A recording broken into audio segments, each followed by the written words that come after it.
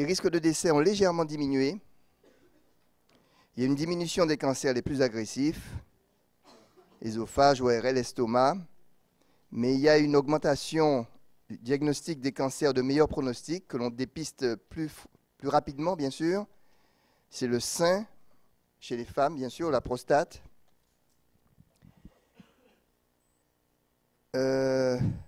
Avec donc par an 50 000 cancers. Donc, nous étions donc en 2005. 17 500 cancers du côlon, 7 000 cancers du poumon. Chez les hommes, c'était 29 000 cancers donc, de la prostate. Le poumon était plus important chez les hommes à cause de la cigarette. Et le côlon était aussi important, était à 19 000. Donc vous voyez, c'est probablement la première cause de cancer, première cause donc de mortalité en France. C'est un enjeu de santé publique important. Prévention. La prévention, le diagnostic, la prise en charge. C'est une maladie donc, qui est coûteuse.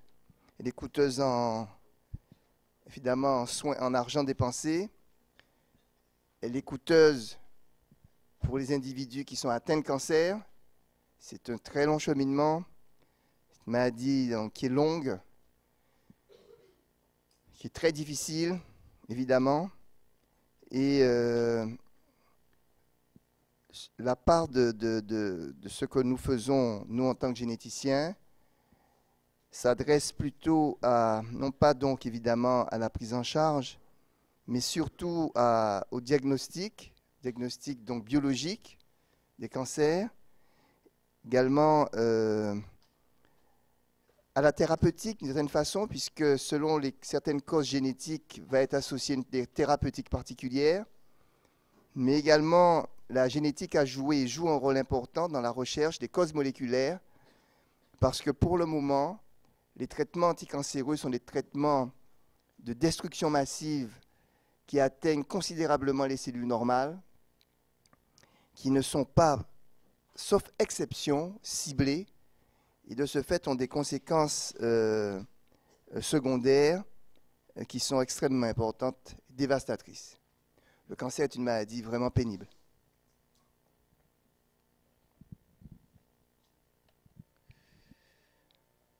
La cellule cancéreuse, quelles sont ses caractéristiques phénotypiques?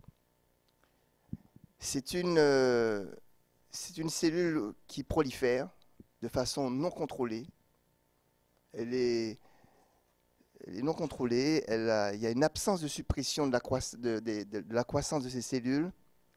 Il y a une résistance à l'apoptose. Il existe un programme naturel qui fait que les cellules meurent, qu'on appelle apoptose. Et là, il y a une résistance à l'apoptose. Il y a donc une réplication de l'ADN qui est carrément immortalisée.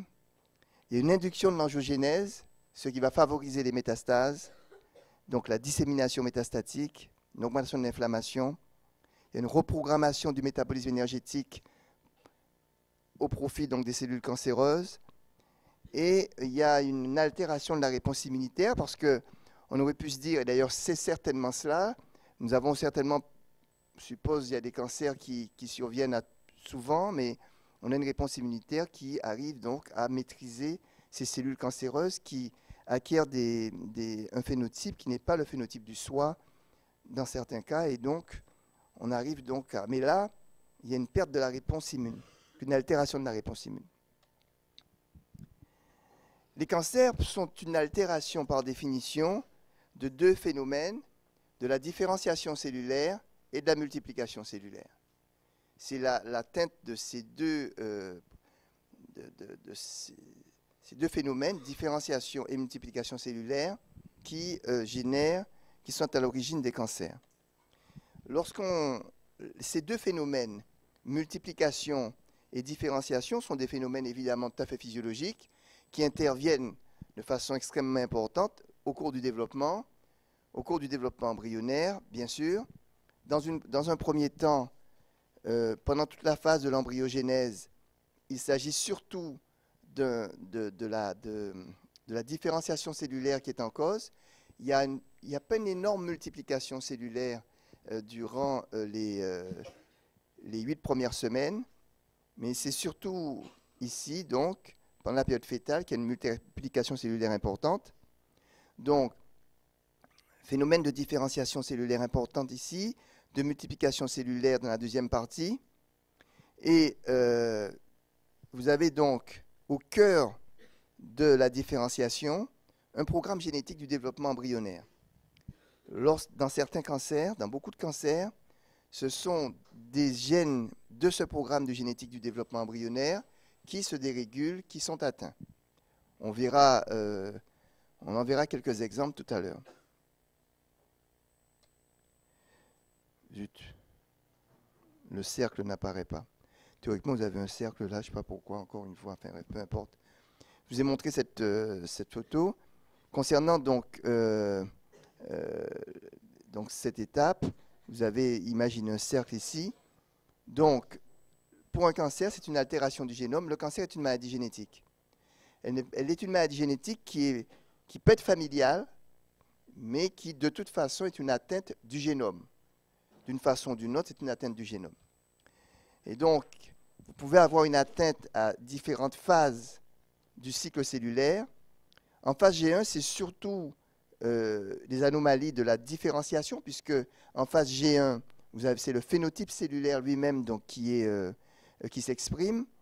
Mais, comme je vous l'ai expliqué, vous avez donc différentes phases de contrôle, des contrôles donc en G1S, et toutes ces cyclines, toutes ces protéines, cyclines, anticyclines, RB, P53, qui sont donc des protéines qui contrôlent en fait cette phase, peuvent être atteintes, peuvent être dérégulées et peuvent entraîner un cancer. Pareil ici pour le contrôle en phase S, c'est les protéines qui sont ici ATM, ATR ou P53, sont des protéines qui permettent de repérer s'il existe des anomalies durant la réplication de l'ADN. Et lorsqu'elles sont déficientes, eh bien, des mutations pourront s'accumuler donc en phase S et donc à un moment générer donc un avantage prolifératif à la cellule. Et puis en mitose, je vous ai montré des exemples. Les anomalies par exemple du checkpoint mitotique, du fuseau mitotique, peuvent entraîner des anomalies de nombre des chromosomes qui à un moment pourront conduire à un avantage prolifératif et donc au cancer. Donc, la transformation maligne est un phénomène rare parce qu'il y a de nombreux mécanismes donc, de surveillance d'un cycle cellulaire, mais il y a beaucoup de cellules.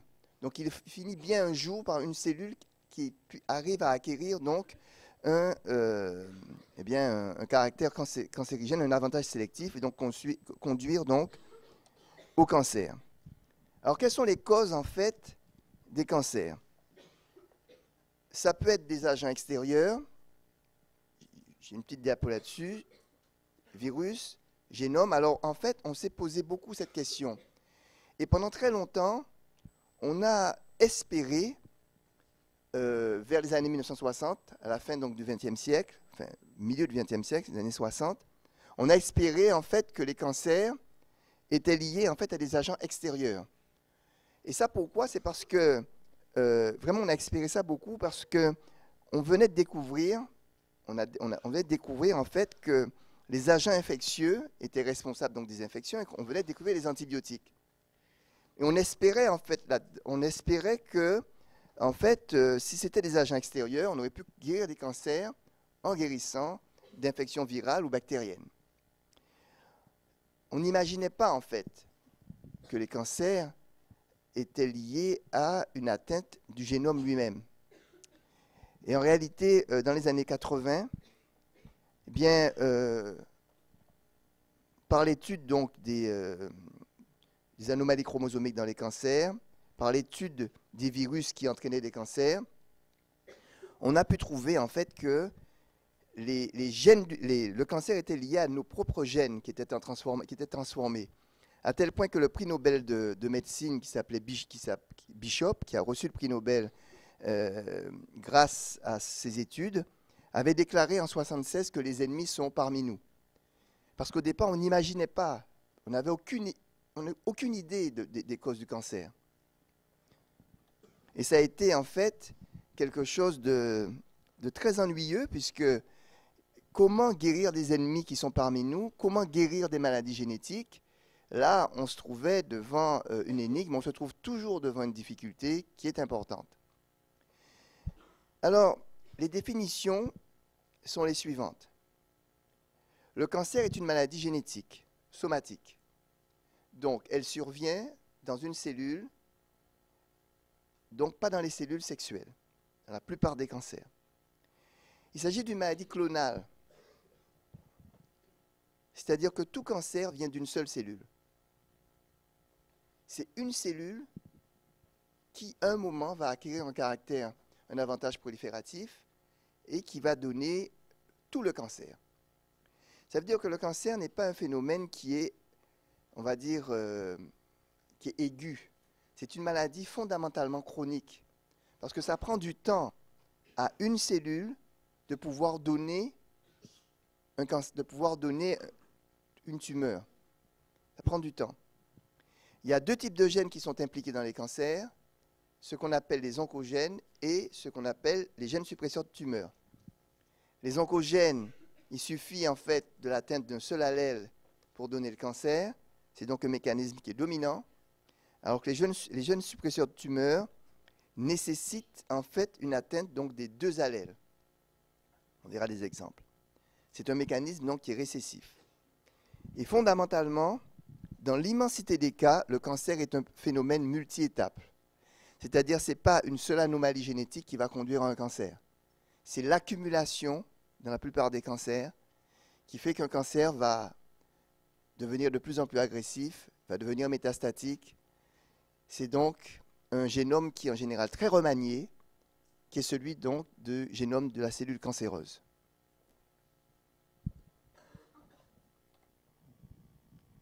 Donc l'oncogène, activation d'un seul allèle, pas de problème. Ce sont des mutations qui sont dominantes. Et quel type d'atteinte, quel type de mécanismes qui vont atteindre en fait, qui vont muter, qui vont donc rendre un gène oncogène, ça peut être des mutations tout simplement, ça peut être des anomalies chromosomiques, ça peut être des amplifications. Donc, comme on le verra, il y a plusieurs types d'anomalies qui peut donner, en fait, qui peut transformer un gène, en tout cas le muter et faire en sorte qu'il devienne oncogène. Donc, ce qu'il faut que vous reteniez, c'est que, encore une fois, c'est le mot de Bishop, les ennemis sont parmi nous. Ce sont des gènes normaux qui interviennent dans la différenciation, la multiplication cellulaire, qui vont en fait avoir une anomalie de leur expression, qui vont conduire à la survenue d'une cellule cancéreuse.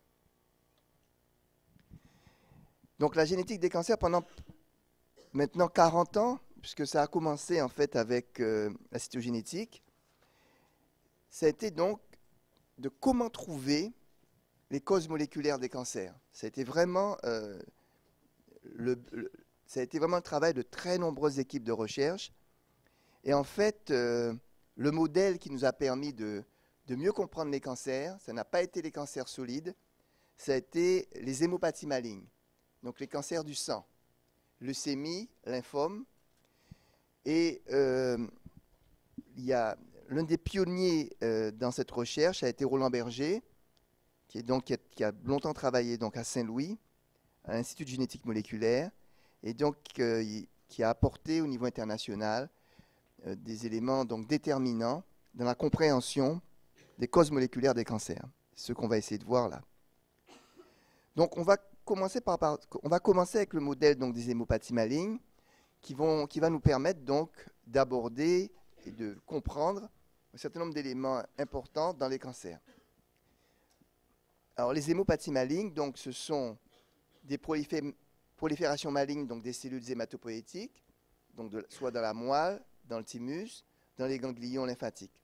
Pourquoi ça a été le modèle qui a permis de mieux comprendre les cancers? Pour une raison très simple, c'est qu'il y avait une facilité d'accès aux cellules malignes, puisque c'est le sang.